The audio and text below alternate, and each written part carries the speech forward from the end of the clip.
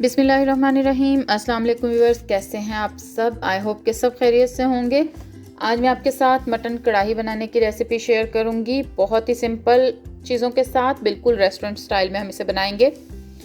तो सबसे पहले हमें जो चीज़ें चाहिए हम वो देख लेते हैं। यहाँ मैंने मटन लिया है 3 पाव, ऑयल हाफ कप, प्याज लिया है एक दरमियाने साइज़ का जिसको मैंने रफली चॉप किया हुआ है, लहसुन 8 से 10 जवे, अदरक 2 इंच का टुकड़ा, इसका मैं पेस्ट तैयार कर लूँगी। टमाटर 3 लिए हैं दरमियाने साइज़ के जिनको मैंने दरमियान से काट लिया है। सब्ज़ मिर्च 4 से 5 अदद जिनका मैंने पेस्ट बना लिया है, ये 1 टीस्पून के करीब होगा। नमक हस्बे जायका, सुरख मिर्च 1/3 टीस्पून या अगर आप थोड़ी ज़्यादा खाते हैं तो 1 टीस्पून।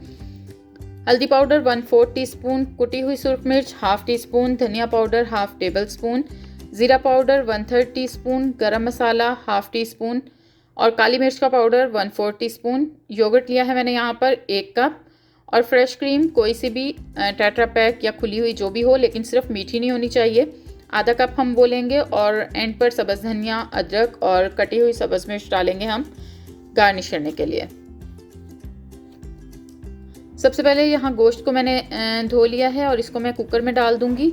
इसके साथ ही इसमें टमाटर, प्याज और लहसुन शामिल कर दूंगी और खुशक मसालों में इसमें नमक, सुरख मिर्च का पाउडर और हल्दी जाएगा।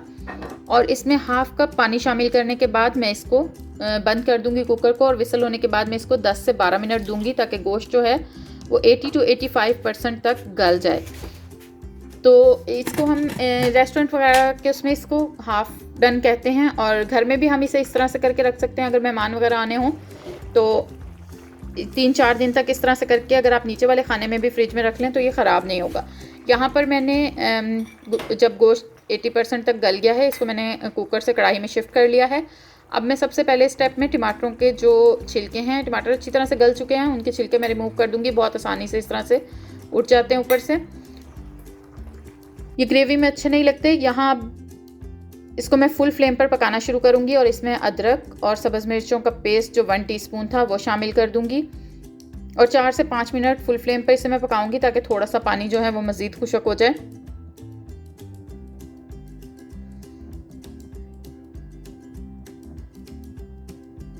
चार से 5 मिनट बाद जब पानी थोड़ा खुशक हो गया है तो मैं इसमें हाफ कप के करीब ऑयल शामिल कर दूंगी, बल्कि हाफ कप से भी थोड़ा सा ज़्यादा मैंने इसमें शामिल किया था। दोबारा मैंने थोड़ा सा डाला है 1-2 टेबल स्पून। कढ़ाई जो है वो ज़्यादा ऑयल में ही भुनी जाती है, अच्छी लगती है। अगर आपको ऑयल ज़्यादा लगे तो आप एंड पे जब कढ़ाई भुन जाए तो आप इसको रिमूव भी कर सकते हैं ऊपर से। यहाँ पर अब मैं इसको कुटी हुई सुरख मिर्च और धनिया पाउडर और ज़ीरा पाउडर ये तीनों चीज़ें शामिल कर दूँगी और इसको अच्छे तरीके से भूनूंगी 10 से 12 मिनट तकरीबन, ताकि जो मसाले हैं वो भी अच्छी तरह से भुन जाएं और गोश्त जो है वो मसाले के ऊपर आ जाए, नज़र आने लगे। फ्लेम मीडियम टू हाई ही रखनी है, यहाँ पर लो फ्लेम नहीं करनी है हमें। भुनाई का काम जो है वो सारा हाई फ्लेम पे ही होता है कढ़ाई का। यहाँ मैंने 10 से 12 मिनट इसको अच्छे तरीके से भून लिया है, भुन चुका है गोश्त अच्छे तरीके से और जो ऑयल है वो भी गोश्त के ऊपर आ गया है, मसाले के ऊपर। तो अब यहाँ पर मैं फ्लेम जो है उसे बिल्कुल लो कर दूँगी और दही को अच्छे तरीके से फेंट कर मैं इसमें शामिल कर लूँगी। दही को हम फुल फ्लेम पर शामिल नहीं करेंगे। अगर फुल फ्लेम पर हम दही जो है वो मसाले में शामिल कर देंगे तो मसाले में जो हमारी ग्रेवी बनेगी वो बहुत दानेदार सी और अजीब सी हो जाएगी, जो कि खूबसूरत नहीं लगती। तो हम यहाँ पर थोड़ा सा मैं इसका वेट कर रही हूँ ठंडा होने का, हीट थोड़ी सी कम हो जाए। फिर मैंने इसमें योगर्ट शामिल कर दिया है। इसको मैं अच्छी तरह से 1 से 2 मिनट मिक्स कर लूँगी। जब अच्छी तरह से दही मसाले में मिक्स हो जाए तब मैं दोबारा से फ्लेम जो है उसको तेज़ कर लूँगी, यानी मीडियम टू हाई पे ले आऊँगी और इसको अब मैं सिर्फ 1 से 2 मिनट अच्छे तरीके से भूनूँगी।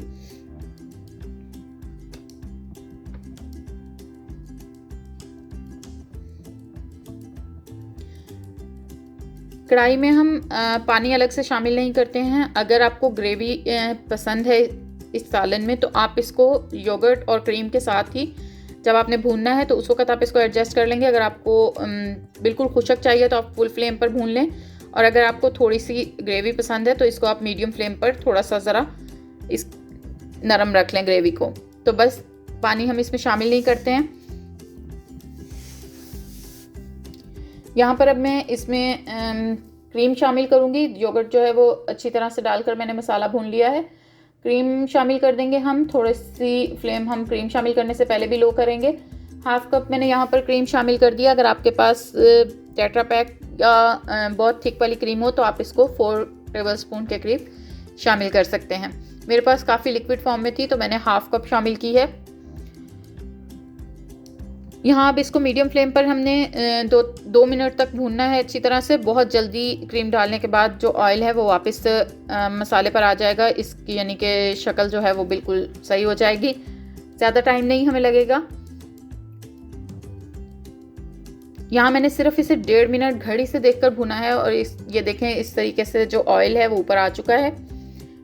बहुत अच्छी सी इसकी जो ग्रेवी है वो बन चुकी है और मुझे थोड़ी सी ग्रेवी ही चाहिए सालन में। तो मैं अब बस इसमें गरम मसाला पाउडर और जो काली मिर्च का पाउडर पड़ा हुआ था वो शामिल कर दूंगी। हाफ़ टी स्पून गरम मसाला और 1/4 टीस्पून मैंने काली मिर्च का पाउडर डाला है। इन दोनों चीज़ों को हम पहले नहीं डालेंगे, एंड पे ही डालेंगे, वरना जो सालन का कलर है वो ज़्यादा डार्क हो जाएगा अगर पहले शामिल किया। एंड पे हमने इसको शामिल किया है और अब मैंने फ्लेम जो है वो लो कर दी है। जो ग्रेवी है वो बस बिल्कुल रेडी है, जितनी मुझे चाहिए थी उतनी। अगर आपको इसको मज़ीद खुशक करना हो तो आप 2-3 मिनट हाई फ्लेम पर इसको भून लें तो ये मज़ीद खुशक हो जाएगा। और बस अब मैं इसके ऊपर कटी हुई सब्ज़ मिर्च, धनिया और लंबी कटी हुई अदरक डाल दूंगी और इसको मैं फ्लेम को बंद कर दूंगी। ढक्कन को 1 मिनट के लिए ढक दूंगी ताकि सारी चीज़ों की खुशबू जो है वो पूरे सालन में आ जाए। और बहुत ही सिंपल घर में मौजूद हर चीज़ के साथ हमने ये कढ़ाई जो है वो तैयार की है। ये बहुत टेस्टी बनी थी। अगर आपको वीडियो पसंद आए तो लाइक और शेयर कीजिएगा। चैनल को सब्सक्राइब करना बिल्कुल भी मत भूलिएगा। Thanks for watching.